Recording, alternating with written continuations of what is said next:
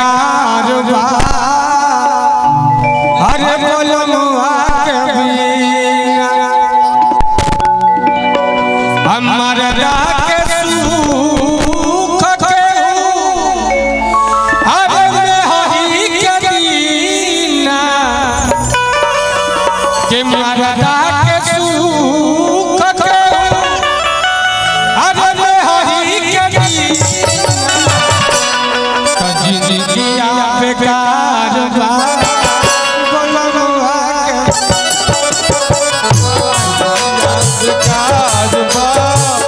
बोलनुआ के बिना और जो भी डांसर है भैया जी रंजीत भाई आप सब लोग चले आएंगे।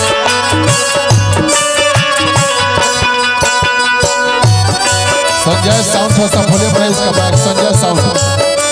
इसका भोले बड़े भाई खुन्ना सिंह धनंजय सिंह आप सब लोग चले आए। जय हो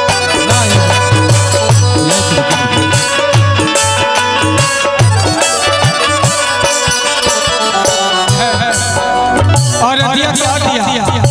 ए नर्मदा भाई है ना और दिया बोलिए कि बालियो थलाली अरे बिंदिया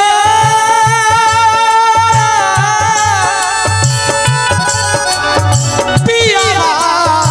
के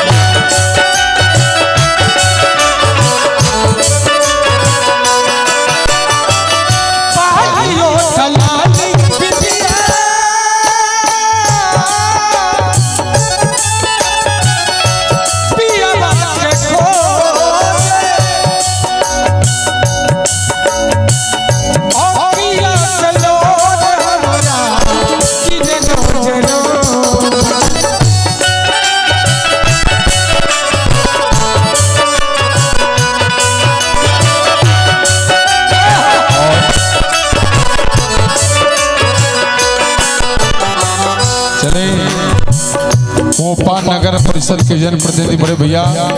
गुस्तामी खान की तरफ से बहुत बहुत हजारों रुपया का पुरस्कार भैया क्या बात थोड़ा सा आगे आइए आप स्वागत है अभिनंदन है और भैया की तरफ से हजारों रुपया पुरस्कार अल्लाह दिगार का और परमपिता परमेश्वर का कृपा बंद है। मेरा भाई रघु राजा हंस बाबू सबका स्वागत है यहाँ पे।